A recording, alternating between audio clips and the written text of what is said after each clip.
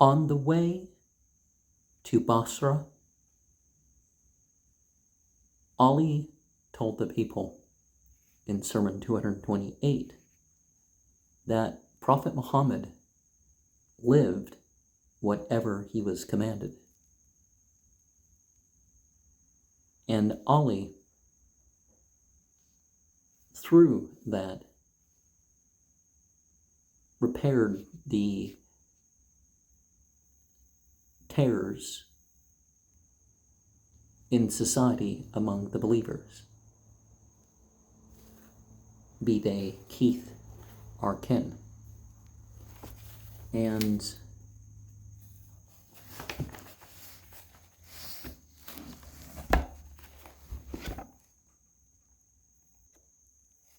the reason of the people that were known as Kharijites being called Khawarij was because they openly rebelled in terms of the arbitration.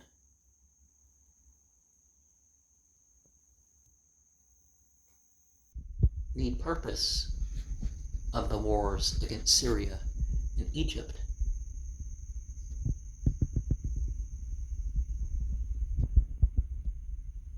were to liberate them. It wasn't for land, it wasn't for treasure, it wasn't for slaves, it wasn't to convert people.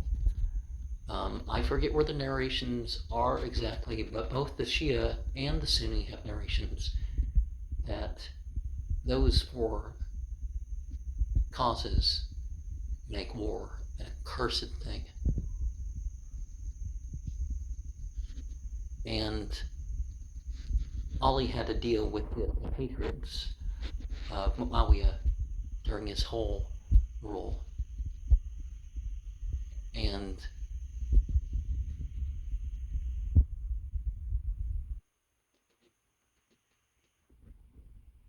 they even killed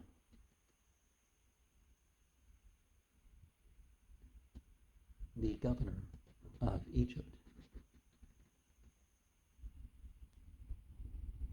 And they attacked the Hijaz, Basra, Ra'ay, Mosul, Harf. And when he came out for dawn prayers of the 19th of Ramadan in year 40,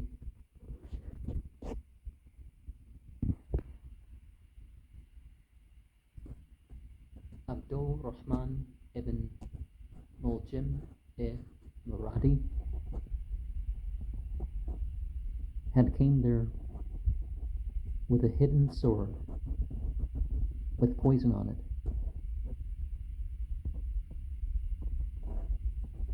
And Ali had woken him up and told him that the way he was laying was unhealthy. Now we know that you shouldn't lay on your stomach. That makes it harder to breathe. There's some other issues. I mean, in general, there's some exceptions. As needed, you do what you need to do. If you can't sleep on your right side, I don't think we should say anybody's in the wrong, but it's, if you can't sleep on your back here, your right side, which are the Islamic ways of sleeping. But, he was told this is not a good way to sleep. You literally can't breathe as well, even if you can breathe through the spine. Other ways, if you pay attention, you notice the difference.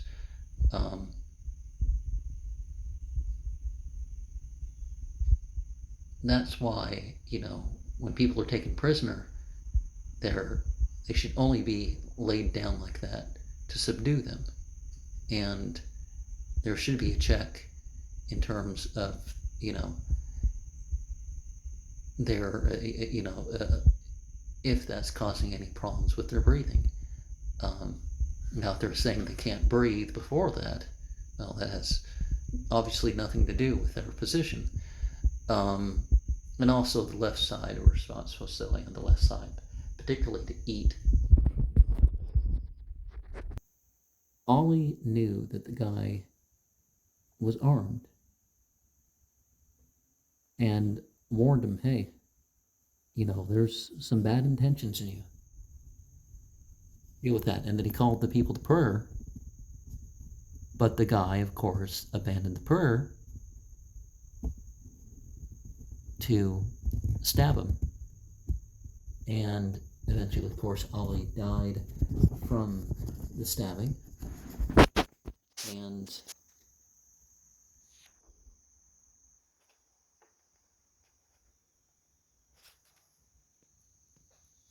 we don't entirely know, but based on the evidence, it does seem that the people would have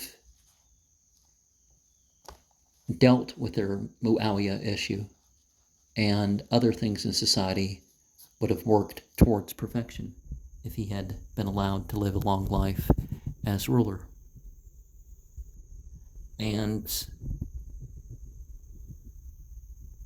there was a relative anarchy after that.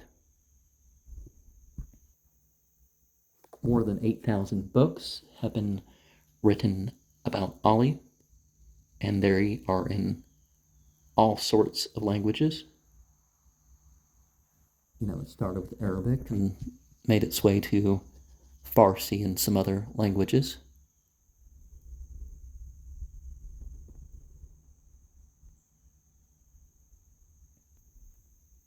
I mean, the turmoil for half to most of a week was when Ali was chosen caliph.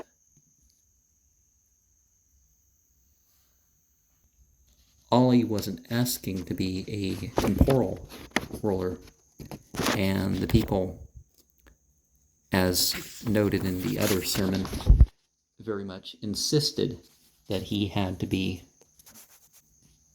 the ruler. And so he set up how things were going to be run as a government. And he had a economic department, an army, an organization, the judiciary, and the offices of the particular areas. And the finance department was divided into collection and distribution. And collection was divided into regards to what was the amount on what was earned with the land. There was those who collected the religious alms. There were those who collected the head tax, those who made the peoples who were under treaty with the Muslimin are post the war, negotiated towards peace, that same sort of thing. People weren't made dhimmi just because they weren't Muslim. Muhammad didn't practice that. Ali didn't practice that. And as far as your property was assayed, you could make an appeal. And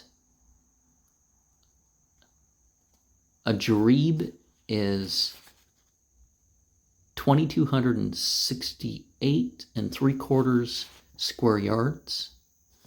So the most fertile land, they had to pay 1.5 dirhams a year.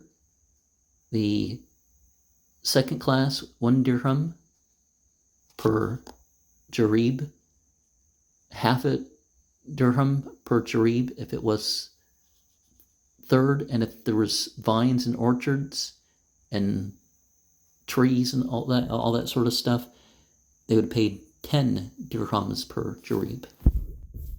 So of course, it should matter what quality the land is and how it's developed. And as far as the head tax, the rich persons would pay 48 dirhams. The middle class would pay 42 dirhams. The third class would pay 42 dirhams. And the fourth class, which, back then and now tends to be most people, pay 10 dirhams a year.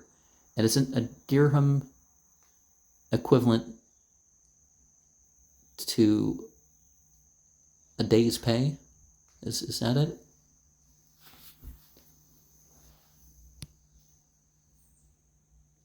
And no head tax was collected from the poor, the crazy, the blind or otherwise disabled, women, those over 50, those under 20. And we see differently in the Quran the difference between the charity and the obligatory charity. So obviously there was a difference in spending with that, but it was all in the cause of God. There was money spent to keep the whole collection and distribution going.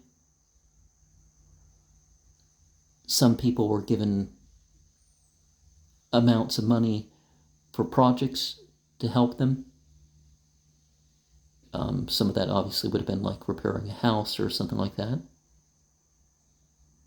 And some volunteers to fight for the state were paid. Some people were paid money because, they were widows or orphans. There was a goal of setting free slaves. And the government loans, there was trying to pay back the government loans. And if there was a problem in terms of the pilgrims and the travelers, that would be something that they would deal with. And